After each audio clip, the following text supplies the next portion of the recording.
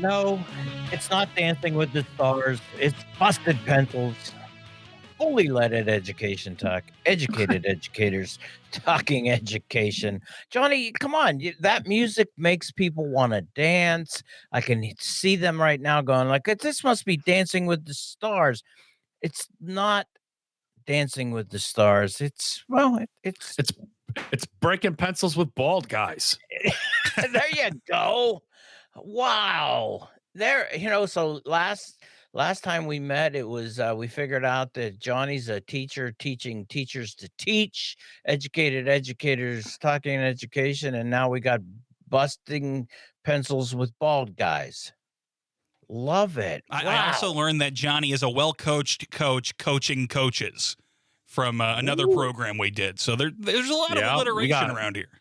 we got a little man. thing called the teacher coach connection, kind of like the rainbow connection, but a little more yelling. Well, hey, so yeah, it's Tim, Johnny, Jacob, and oh my goodness, who knew it could become Friday so quickly? And you know what that means, pencil busters. Trying to do my Johnny impression there. You're You good, know but what I that was means, pencil busters. It's Jacob's producer's choice day. Jacob, we are so glad you invited us on our show again today. for choo choo producer Jacob's choice, chairman of the board. You now have two choices. Chairman of the board, Jacob. Jacob, chairman of the boards. I bet the board is spelled B-O-R-E-D. We choose to go to the moon. Life's full of tough choices in it. You chose poorly. Tim, Johnny, thank you guys so much for coming on your own show. I really appreciate having you guys here. Jacob, Wouldn't miss it for the world. that's it, man. So on the Producer's Choice show, sometimes we really like to zig when the show has been zagging. We come out with some really out-of-the-box topics. But sometimes on the Producer's Choice show, we also like to continue to develop on things we talked about during the week. And this week, Yes, it's sir. going to be that type of Producer's Choice show. We talked about on Wednesday this big, wacky imposition of the 12 credit hour per semester demand from the Wisconsin legislature. Do we recall that conversation? Woo. I do, Jacob. I do. I remember. Yeah. The realization that the whole world now sees that, Wisconsin legislature to the rescue and mandating that faculty actually work 12 hours a week. And that's exactly what we decided, that it's just a demand that you work at least 12 hours per week. No, folks, we talked about it. We had a great conversation on Classes in Session. I recommend you go back and listen to it if you haven't had the chance yet. But we talked about why that 12 credit hours per semester number is not exactly what it sounds. We talked about how teachers do a lot of work outside of the classroom with research and preparation for class. There's a lot more to it. But with all that being said, I think that a lot of people would agree that students, parents, and taxpayers do have a legitimate interest in knowing that employees of the government, which when you're a state employee at a state college, you are working for the people, they have an interest in knowing what it is that you do. I want to start off by just asking that simple question. Dr. Tim Slecker, as an educator, what do you do on an average day?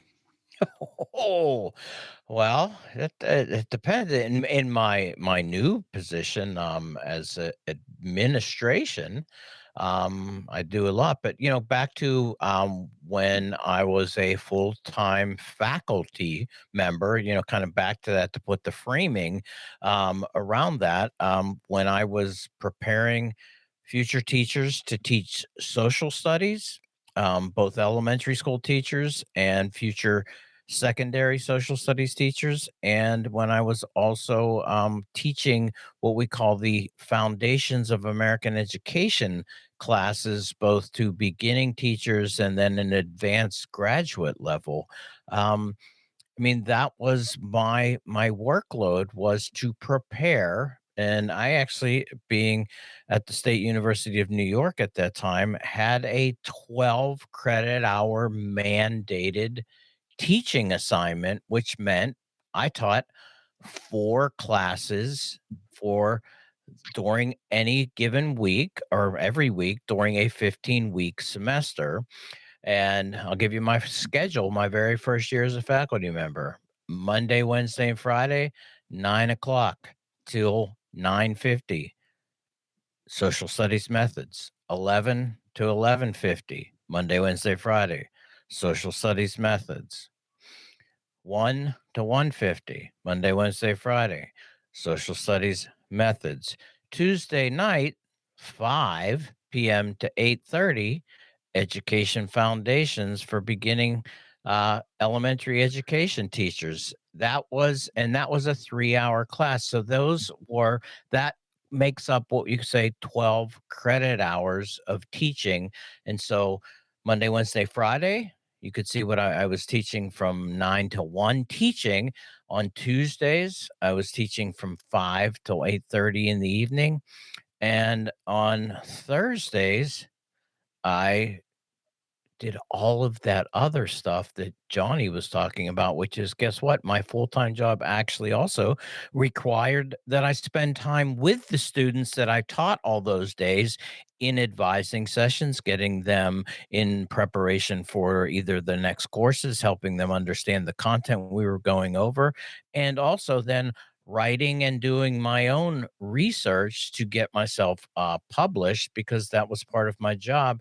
And then at the same time working in community with local public schools to do some American history school enrichment with teachers out there, because as Johnny pointed out, that was my service to the university.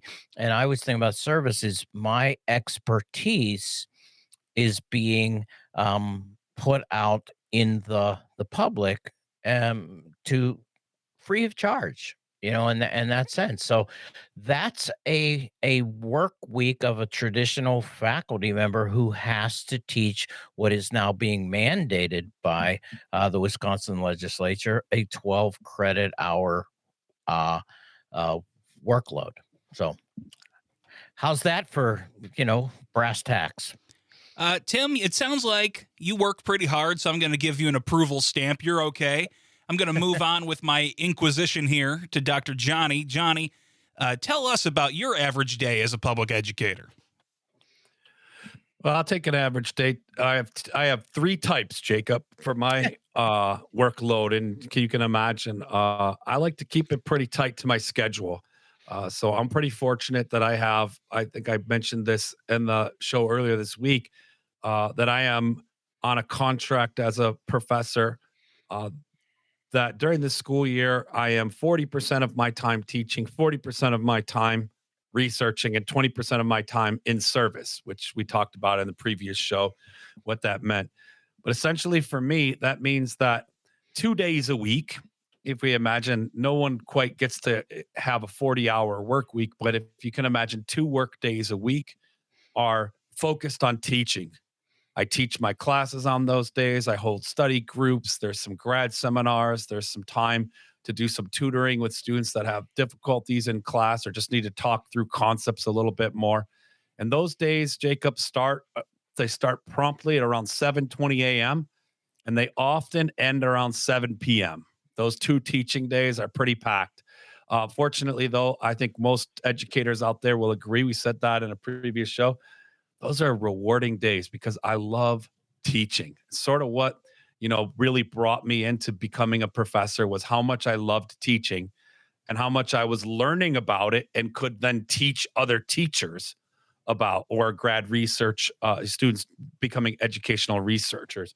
So at least 2 days a week, that's what it looks like, 7 to 7.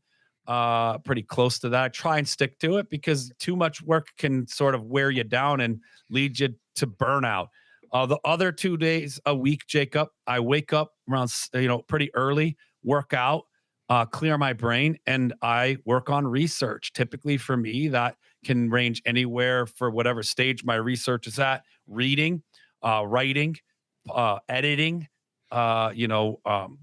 giving interviews, transcribing interviews. Sometimes it's just listening to audio recordings of interviews, whether it be teachers or students or participants in a research study. That's qualitative research that I do. I'm working on the research, and those days, Jacob, are pretty much, start clock in around 8 and get going, take a half hour lunch at noon, and then it's back to it until we're on the show in the evening. So it's not as long as a day as my teaching days, but it's also a slog. It's pretty much sitting at a computer, right? And just grinding on whether it's writing or, it's reading or some kind of a formality aspect of the research. And then sprinkled in there is this the stuff Tim was talking about that doesn't get accounted for. Every day and every break starts and ends with just making sure you check your emails, which can be anybody listening can be quite a task for a professor. You get a lot of questions from students. You get a lot of, emails and queries and, also schedule meetings, and it's like emails constant. So if I don't have a routine for factoring in at least, half hour at the beginning of the day, half hour at the end of the day, usually 15, 20 minutes after lunch, and any other break, just glancing at it throughout the day, you can fall behind. And one thing I think we all probably know about our professional world is even though email isn't the same as a text message where you could give a quick direct response, I like to say 24 to 48 hours is the expiration date on an email. If you haven't responded to someone emailing you, if it's not junk mail, right? If it's a student or it's a colleague, within 24 to 48 hours, then I'm slacking at my job, right? So I take that pretty seriously. And then for me, at the point of my career, I'm at Fridays is when I schedule a lot of committee meetings where I work with other teachers to review our curriculum. We might talk about, what's going well in our program to certify teachers, what we need to work on, what kind of graduate program credentials need to change. That's when we're doing a lot of meetings. So Friday ends up being a pretty long day, despite popular beliefs that professors are, they're gone because they don't teach on Friday. We're pretty bogged down. At least all my colleagues, we're lucky enough to sort of earmark Fridays for meetings, and it's a slog of a day. It's a lot of meetings. It's a lot of collaborative work together, but it's also a joy because you get to check in with the other educators and researchers. And it's a great way to end the week, talk shop about, what's worked well that week. What do we need to be working on? Are we meeting our goals and expectations? And we go from there. So I would like to say it's not a 9 to 5 job, but I try and make it, that's the blue collar scholar in me. I try and make it as close to a punch in, punch out kind of job as I can so that I can stay, strongly productive on taxpayer dollars. And that's something I believe in firmly as part of a democracy, right? Me doing my work is practicing my civic duty, my democracy in action, teaching teachers, also doing research on school and schooling. So I take it seriously. I love it. And it's a grind, and I approach it the same way I approached being on a construction site, right? Or being on a remodel job. It's not lazy work. It's hard work. Even if you're not outside, physically working all the time, your brain is working, your hands are going. And Jacob, most recently, I tried to build in because I experienced burnout a few years ago because I used to not have this schedule. I used to go until the work was done, and that led me to burnout really quickly. But what I've tried to do this school year, in fact, I learned from other colleagues' research that the amount of sitting I do is actually really not good for me. So I've been starting to try and go on more walks, but when I take a break, and also I got a standing desk at work. So, I'm still not, I'll admit to all you listeners, I'm still not used to it. I don't feel as productive standing as I do sitting. That's just like the muscle memory. As soon as I sit at the computer, my brain knows it's time to write. Right. So, I'm working on standing desk, and my next move is I think I'm going to get a walking pad so that I can be walking and like checking emails in my office. I'm pretty excited about that new move. Might be a New Year's resolution for me. Put a walking pad in my office. Did I answer the question, Jacob? Yes, Johnny, you answered the question adequately and satisfactorily. and I'm going to give you another passing grade for being a hardworking teacher. That was good. And for a second, Johnny, when you're talking about, oh, it's not good for my health to be sitting all the time, but I don't like the standing desk. When you started that next sentence, I thought you were going to say, so I'm getting a walker. I'm just going to pack it in. This is not working out. These attempts to make this more healthy are just failing. So I'll commit to full walker. Oh, that's not. I didn't tell you. I mean, I have the Chuck Norris Total Gym in the back of my office. Whoa, nice. P90X. I don't use it, but it's there. It's always good to have just in case. In case Chuck Norris were to show up. But Tim, something that Johnny touched on there that I think is something important to bring home to people, and our educators out there, they're already aware of this, but Johnny said he makes these efforts to try to get this to fit into that 9 to 5 type of range. But as a lot of people will know, and I think, Tim, you can tell me more, that's not necessarily something you can take for granted as a teacher, that work stops at that whistle at 5 p.m. Am I correct about that?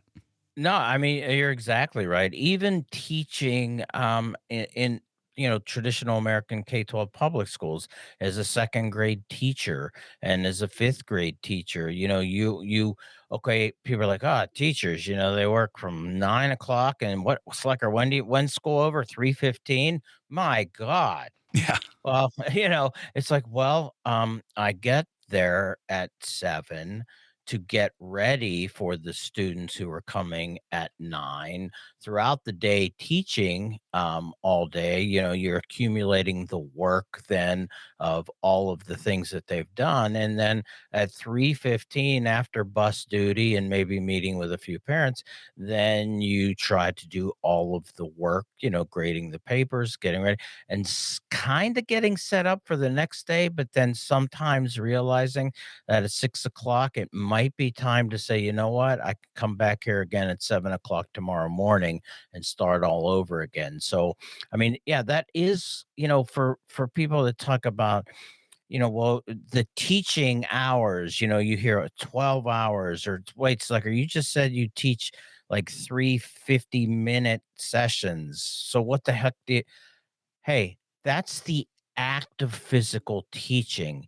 There's preparation, there's afterwards interactions, there's continuing to work on assignments. So just to point that out, yeah, it really, really, I've not met, and I will say this, a good teacher who ever works the clock. Okay. Because if they worked the clock, you would be a horrendously crappy teacher, because it's just, you're not able. So, again, back to that classroom teacher, if you showed up at 8:45 and left at 3:35 every day, your ability to be even a mediocrely bad teacher would be problematic. I want to ask you this, Johnny, because this whole conversation, we're talking about the daily lives of teachers. And I think we saw from Tim's story and from yours and thinking about other teachers, it's not exactly a one size fits all thing. You've got every day, these are the classes, and then there's a lot of more work that needs to get done at, I guess, a little bit at your discretion, but you also do have times that it needs to get done by. There's all these different things going into it, being a teacher, when it comes to the workload. So a one-size-fits-all 12 credit hours per semester demand put down by the legislature may not fit and make sense in terms of trying to make sure everybody's doing the things that they have to do. Now, given that, how do we properly keep educators accountable while eschewing ill-informed quotas and artificial metrics, Johnny? Oh, can you please repeat the question, Jacob? I certainly can, because I've got it written on this note paper pad in front of me. How do we properly keep educators, quote unquote, accountable while eschewing these ill-informed quotas and artificial metrics? Yeah, I like this, Jacob, because I think accountability is a really important thing, right? I think there is a myth, and every myth has some little bit of truth to it that gets the ball rolling, right? And there's a myth that, professors especially are just out there kind of wandering around, bebopping through town, and, they pop into class and, talk about something they know about, and then go back to their strolling through, college town and living the good life. That just is sort of like a stereotype and myth. But some of the truth that helps lead to that is that by and large, it's one of the few professions I've been working in full time where you don't have a direct like boss. You do, but there isn't like a shift you're on. You're not necessarily like you have your office hours and you have your accountability, but you're your own boss for the most part. You might have a chair if you're a faculty in a department, and the chair, of course, answers to the dean, and the dean's, to the provosts and the presidents and all. There's like a chain of command on university campuses, much like at any school or any company, right? But professors have a lot of autonomy. And this is certainly linked back to that legislative push Tim's talking about. It's to, remove that autonomy. And they're using this myth and sort of stereotype of the lazy professor or the like lackadaisical, non-hardworking professor to sort of push, that erosion of autonomy. And Jacob, I think this is where I mentioned in our show earlier this week some real creativity from leaders in higher ed, not necessarily creative and like make up a new system, but understand. I like how you put that non-askewed ways to measure and be accountable for work.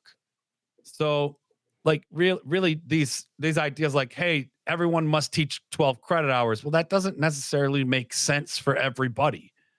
Right. So I think I think there is some need to, document a little bit more, maybe have conversations. I know great higher ed leaders do this. They talk to all their faculty members. They have a good sense of what they're working on through the weeks that they're working on those. We report, what article are we most currently working on?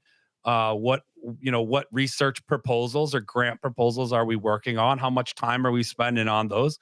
So I think those things are really individualized and important, and I think it elevates and makes more meaningful the work that chairs and deans do, because they're in those managerial roles in higher ed.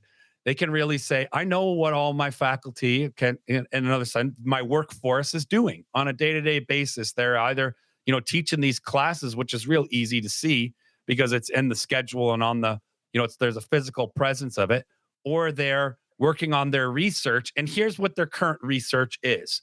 And a lot of every higher ed leader I know and that I look up to, they do this. They have conversations with their faculty all the time to be accountable.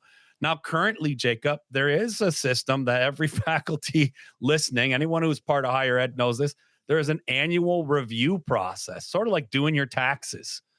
Every year, once a year, we are required to report on in overarching what we've done over the past school year. So we just like filing your taxes, like what were your earnings for the year? What articles did you publish? What articles did you work on that are in review? What grants did you write? What curriculum did you work on? What did you teach in your courses? And what are some examples of assignments that you really feel proud of from last year? What are things that you hope to work on for next year's setting goals? And we enter that into a computer system. It's a little impersonal, but it creates a report that our managers, like our chairs and deans, have a meeting with us where we sit down and we go over our review. And it's a really thoughtful and self-reflective. And then you get feedback from your superior. These words are kind of sometimes a little problematic, but they exist. There's a hierarchy, right? And they give us feedback, and we have good check-ins to make sure we're all aware of what's going on. And the myth I'm going to say here is that this is not happening, because everywhere I've ever worked, this has happened. And everybody I talk to, and listener out there who teaches in higher ed, or if you're a student, you can ask your professor about their annual review process.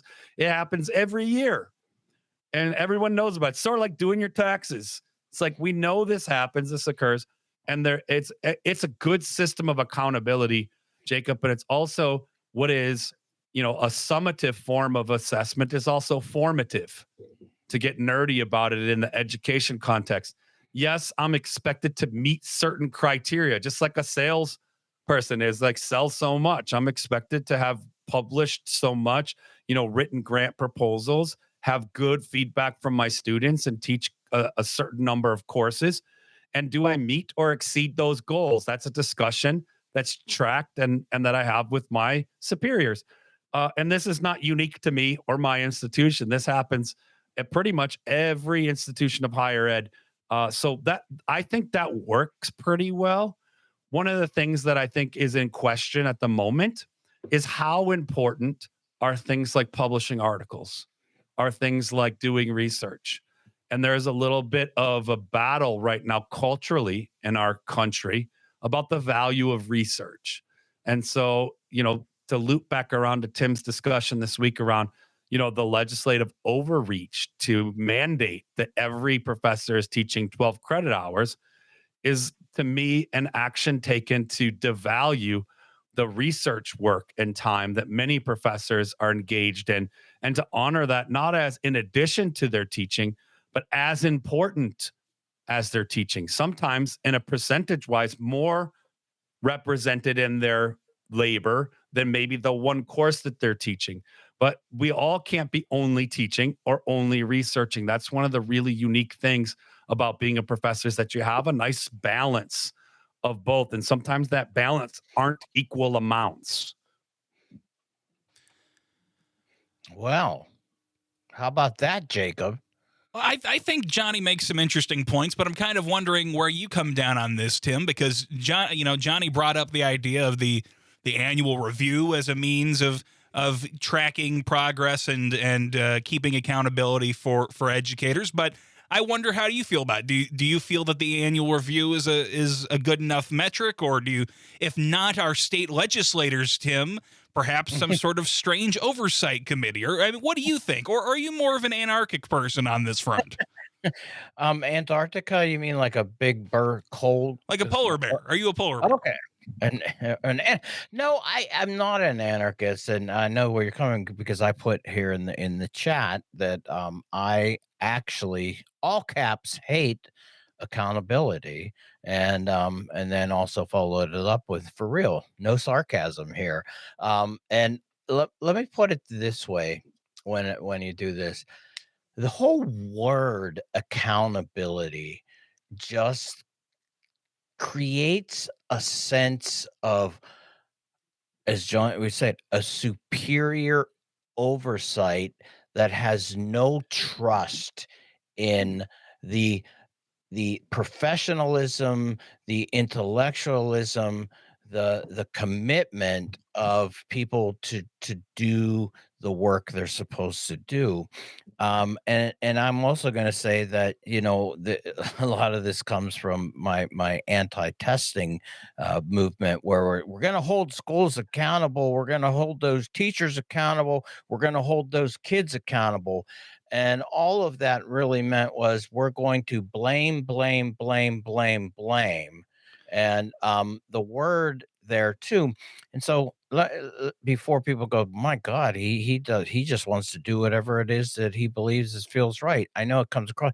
No, I what I want to talk about is how are we going to maintain and create an inspiration with people to be responsible, to Mhm. have a commitment to doing the work.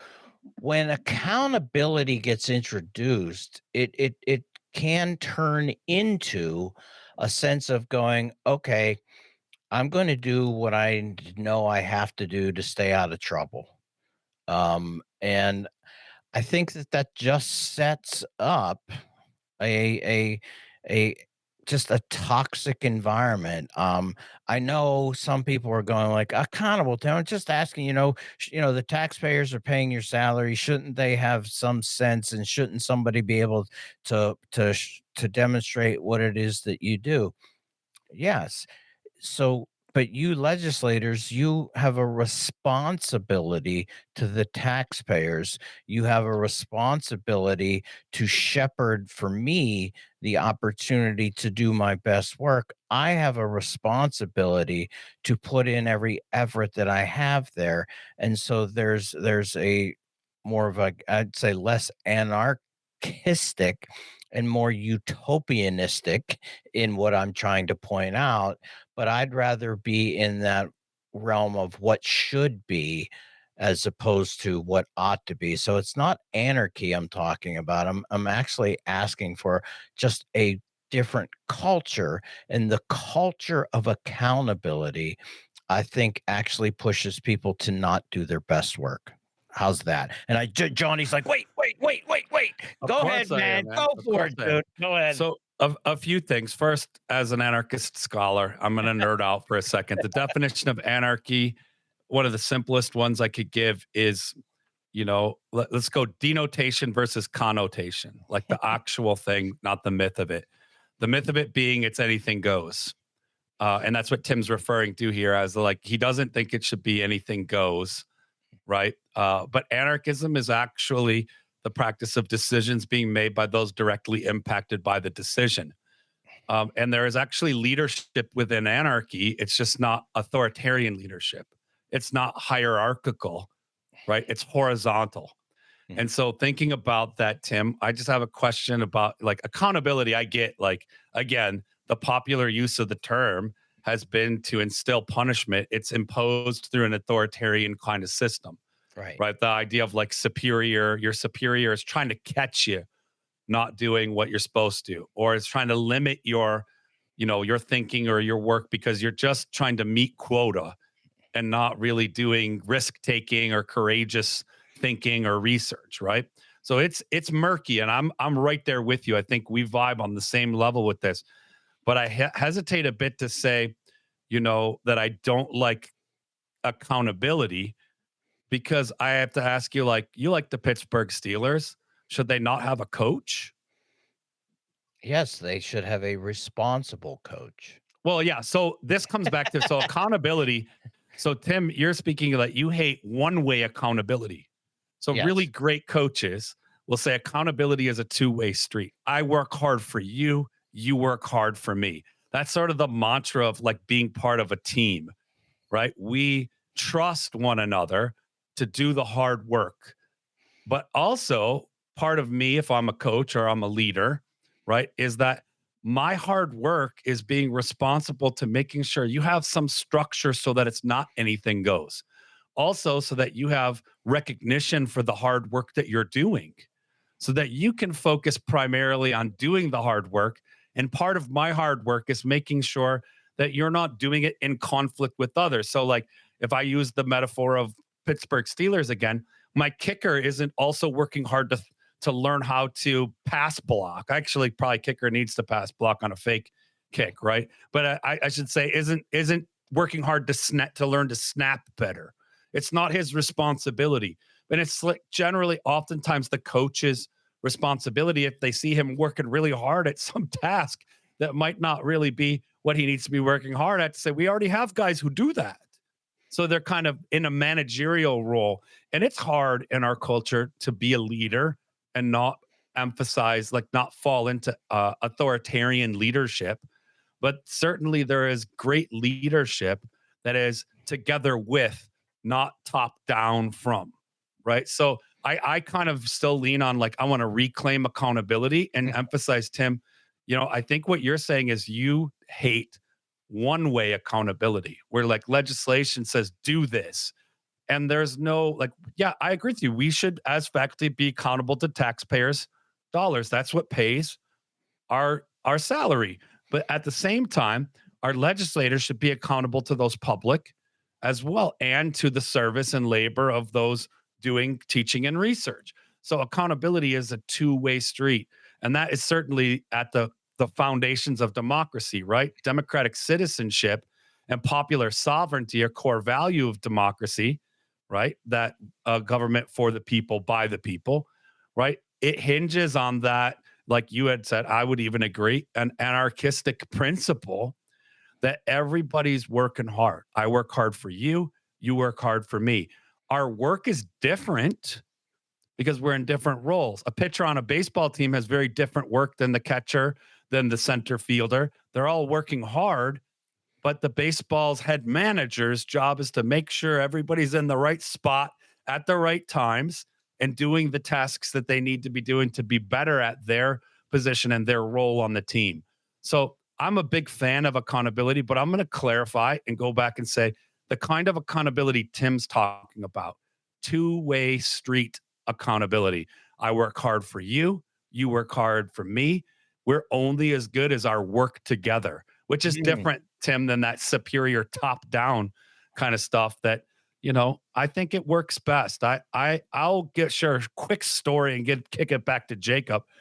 I didn't hate principals, but as a teacher, especially as a new teacher, I constantly blamed the principal for a lot of stuff happening in my school. I was young. I didn't quite know how schools fully worked, though I had a hunch. I really blamed my principal. Oh, I can't do more project-based learning because my principal is, really big on these tests that I have to teach to, and the disciplinary system that I might like in my classroom, I can't do because my principal really wants to make sure I'm handing out a certain number of demerits. Oh, my principal. I blamed my principal a lot. And then as I started to learn more about being a principal, started learning that as some of the very principals I was blaming would be saying things like, I really would love my teachers to do more project-based learning and do different disciplinary, management in their classrooms. I'm like, wait, the teachers are saying the same thing the principals are saying, but then they get into school and the principals are saying, my teachers aren't doing this. The teachers are saying, my principal doesn't support this.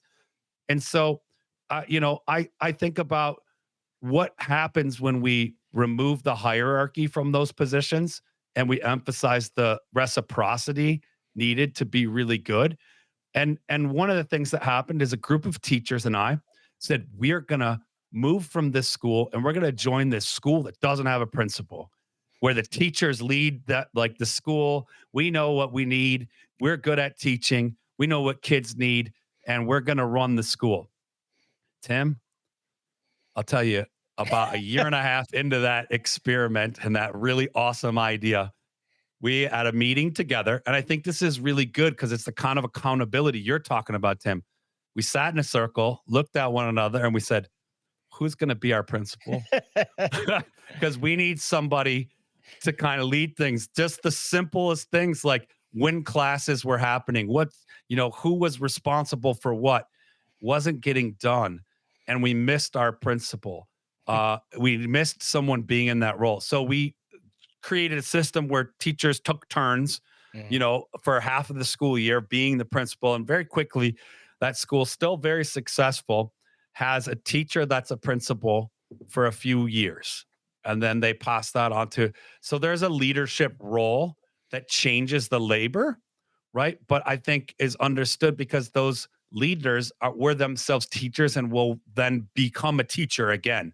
So they kind of have a different take about, I think, Tim, the kind of accountability you're talking about, right? That two-way street. I work hard for you. You work hard for me. But my experience has been leadership, non-authoritarian kind, right? Responsible, two-way, horizontal leadership is invaluable and is part of our everyday democracy. Jacob. Wow. Help me. What? Just, man. There's These a lot producers' there. Choice are deep, man, deep. We're talking about two-way horizontal leadership and anarchy, and I'm advocating for an enlightened despot as hard as I can, but I think we've had a really good conversation Benevolent today. dictator. Exactly. Enlightened despot, the benevolent dictator, the King Arthur. I like a good Napoleon III, but we don't have time to get into that today, though Johnny, I think, has as close as he can to the Napoleon III mustache prepared there for us. Very nice. Guys, thank you for coming on your own show. It's always great to interview you and have a chance to pick some of the brightest minds in education. But I'm afraid there's time for one last 60-second type segment around here. Let's go. Gonna start with you, Dr. Tim Slecker, because Johnny just said a lot of words. Tim, what's the best part of your day as an educator/administrator? Uh, Best part of my day. Actually, the best part of my day is when I get to be with others in a a kind of a connection with a conversation that turns into a moment where I get to feel like those days of being in the classroom again, where the engaged dialogue between colleagues about creating new opportunities for future higher education students, being in that, as people would say, there's a flow zone that happens, and it even happens for an administrator doing administrator work.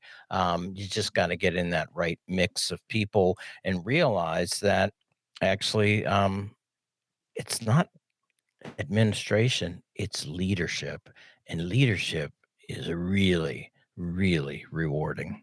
This is the Doctor Johnny Lupinacci. Dr. Johnny Lupinacci, how about you? What's the best part of your day? Lunch. I love a substantial meal. No, I joke, but actually, it's an important break in the day, and I do love it. And I love it especially because my teaching ends at promptly at noon. And oftentimes we have lunch together. My favorite part of the day are the informal conversations that I get to have with my students. I love when they get to class early and I have music going and they come in and we talk about what's been happening in their world, what's going on in the world, what we're going to be doing in class today. I love class, but then I love lunch because we all kind of take a break together and eat. And man, there's nothing more that I enjoy than a substantial meal. Tim loves the flow state. Johnny loves lunch. I'm more of a recess guy myself, but I think there's time for one last thing. And now it's time for your moment of zen.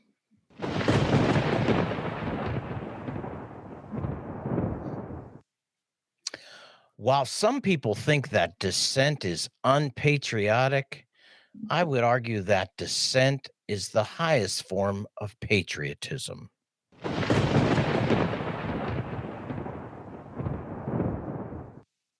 Thanks for listening to today's episode of Producer's Choice. And don't forget, if you like this, you can get more Busted Pencils content. Just head on over to Apple, Spotify, or you can always find us at the Civic Media website or wherever it is you get your podcasts from. And Pencil Busters, don't you worry because you can catch great downloads like this one all week long. Mondays for homeroom, Wednesdays for class and session, and every Friday for shows like this, Producer's Choice. And don't worry, because you can tune in to any of the Civic Media radio stations on Saturdays at 3 p.m. and catch the Civic Media's very best Busted Pencils broadcast. 3 p.m. Central Time. Tim and Johnny, Blue Collar Scholars. Thank you for listening to Busted Pencils.